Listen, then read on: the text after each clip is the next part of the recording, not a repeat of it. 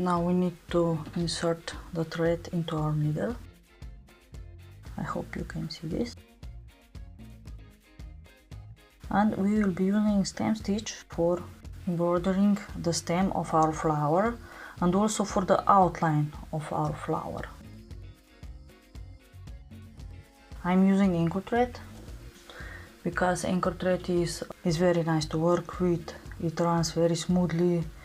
The colors very pretty. You have wide variety of colors available online or in your local shop probably too. I have used also cheaper threads, but the problem with them is that when you are working larger surfaces, they start to tear, split, and then you are in the middle of the pattern and you realize that the thread needs to be changed. And I think that cheaper threads are very good for learning experience, but if you want to make embroidery products that will be long lasting, then you need also to invest into your threads. Here is my favorite way how to start, how to make a knot embroidery thread.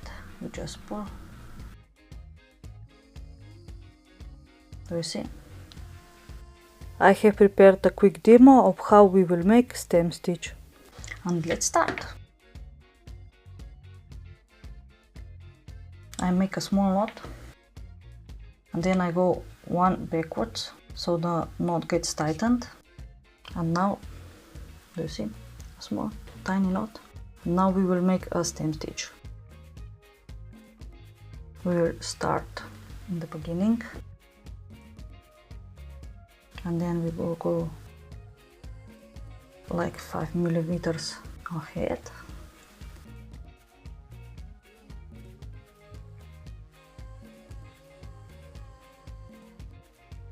And then we will poke in the middle.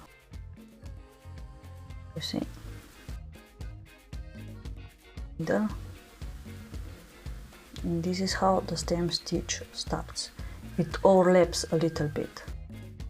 So it is important that you put the thread always on the same side. For this pattern I prefer to hold it on the upside. And then I go again 5 millimeters ahead. I go through the fabric and then I go like 2 millimeters backwards and I pull the thread. And then I again hold it above.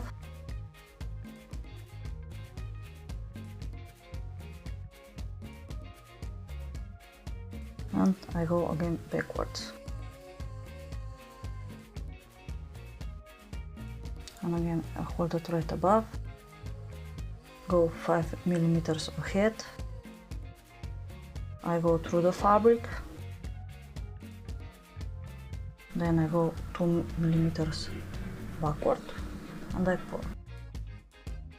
And you use a stem stitch to finish your whole stem and also to make the outline of your flower's petals.